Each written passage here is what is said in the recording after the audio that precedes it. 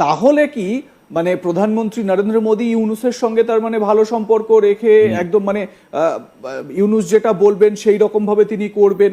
আর যদি সেটা হয় তাহলে হাসিনাকেও তো প্রত্যর্পণ করতে হয় বাংলাদেশ। क्या एक शेख हसीना के लिए पूरे बांग्लादेश के साथ नरेंद्र मोदी पंगा ले लेगा?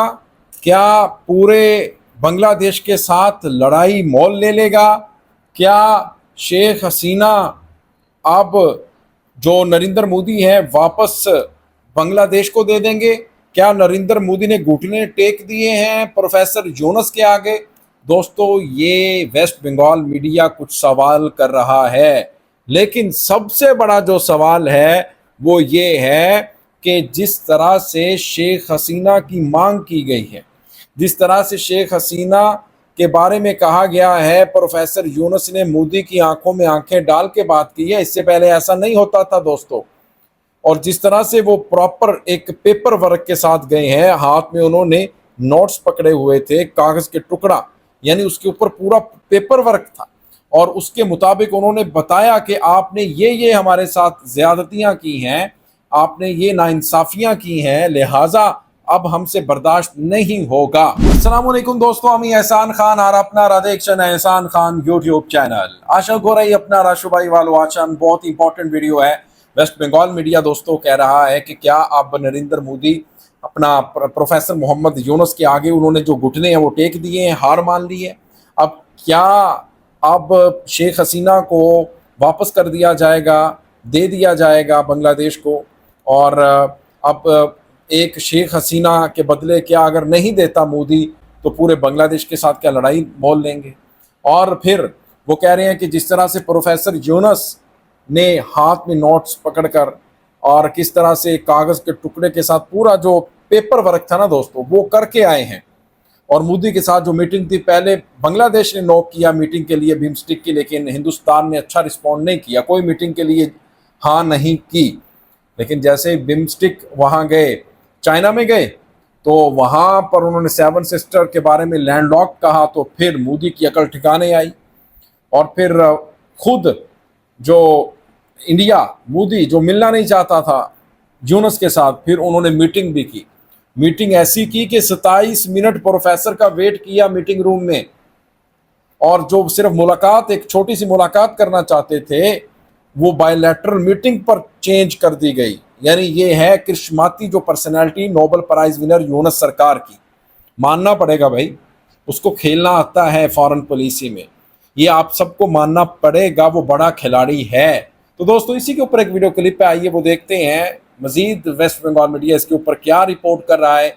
आइए दोस्तों वीडियो की तरफ बढ़ते हैं। अगर अभी तक आपने हमारे यूट्यूब चैनल एहसान रिएक्शन को सब्सक्राइब नहीं किया तो चैनल को भी सब्सक्राइब कर लें और बेल आइकन भी प्रेस कर दें। 3 2 1 एंड क्यू। আচ্ছা রিজুম বাবু, একটা মানে যদি হাস্যকর মনে করেন তাহলে কিন্তু মানে হাস্যকরই, কিন্তু মানে যেরকম বাংলাদেশি মিডিয়া এবং ইউনূসের এই প্রেস সচিব এবং তাদের তরফ থেকে যেগুলো লামিয়া মোর্শেদ এরা যেরকম ভাবে সবকিছু তৈরি করেন, যেরকম ইমেজ বিল্ড আপ করেন, সেটাকে যদি আমি সত্যি ধরি, কোনো তর্ক যুক্তির দিকে যাচ্ছি না, যদি সত্যি বলে মেনেও নি, তাহলে কি মানে প্রধানমন্ত্রী নরেন্দ্র মোদী ইউনূসের সঙ্গে তার মানে ভালো সম্পর্ক রেখে একদম মানে ইউনূস যেটা বলবেন সেই রকম ভাবে তিনি করবেন? আর যদি সেটা হয় তাহলে হাসিনাকেও তো প্রত্যর্পণ করতে হয় বাংলাদেশের কাছে। মানে এটার কি মানে এটা শুনেই কি আপনার হাসি পাচ্ছে, নাকি এর কোনো বাস্তব ভিত্তি আপনি খুঁজে পাচ্ছেন? শবনদা, আমি আপনাকে একটা কথা বলি, সেটা হচ্ছে যে প্রথম কথা হচ্ছে যে ভারতের এই মিটিংটা আমি আগেই বলেছি যে আমার কাছে এক্সপেক্টেড ছিল অনেক আগেই, যে এই জিনিসটা বলা যে এই দখলদার বাহিনীকে, আমি বাংলাদেশ বলবো না, খেয়াল করে দেখবেন আমি বাংলাদেশ বলছি না, আমি বলছি দখলদার বাহিনী।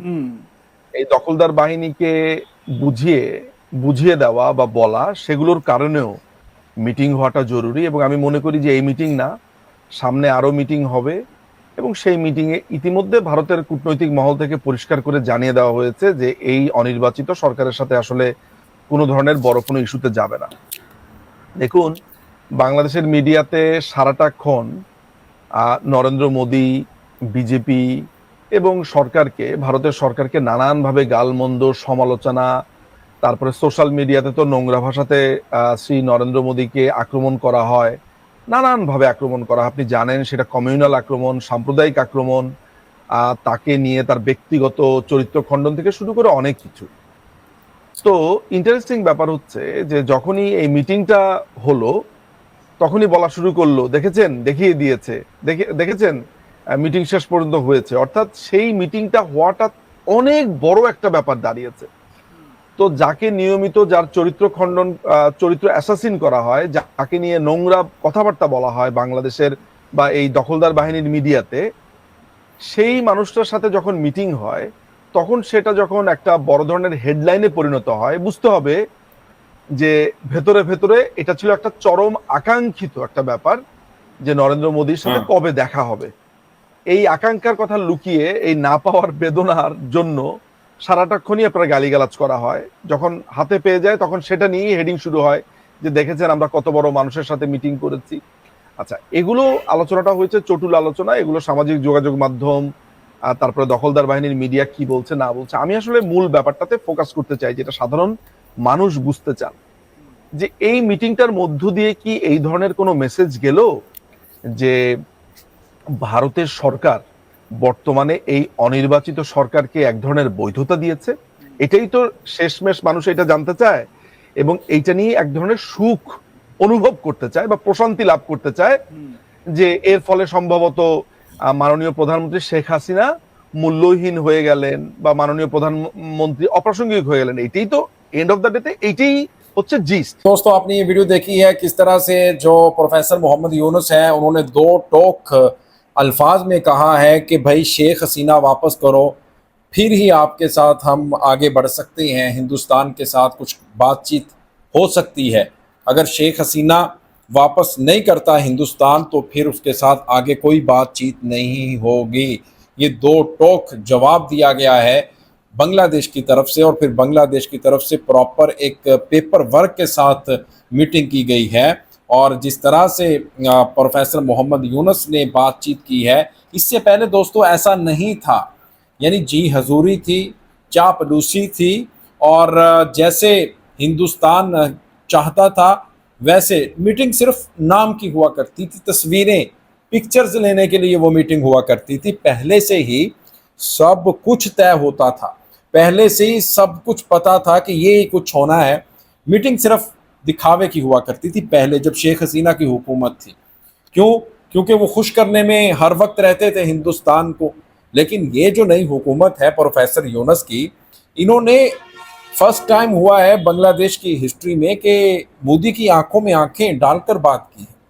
उन्होंने कहा है कि आप हमारे बॉर्डर पर लोग नहीं मारते हैं, वाटर जो ये डिस्प्यूट है रिवर का, पानी जब दिल करता है छोड़ देते हैं, जब दिल करता है ये जो पद्मा जो रिवर है इसके ऊपर किस तरह से ये अजारादारी की हुई है, बदमाशी कर रहा है, दादागिरी कर रहा है हिंदुस्तान। उन्होंने कहा भाई अब ये नहीं चला, इस मसले को हल किया जाए। ये वजह थी जिसकी वजह से अब जो दोस्तों हिंदुस्तानी मीडिया है वो सीख पा है। आपका क्या कहना है इस वीडियो के बारे में बताइएगा कमेंट सेक्शन में। मिलेंगे आपसे नेक्स्ट वीडियो में, तब तक के लिए अल्लाह हाफिज़।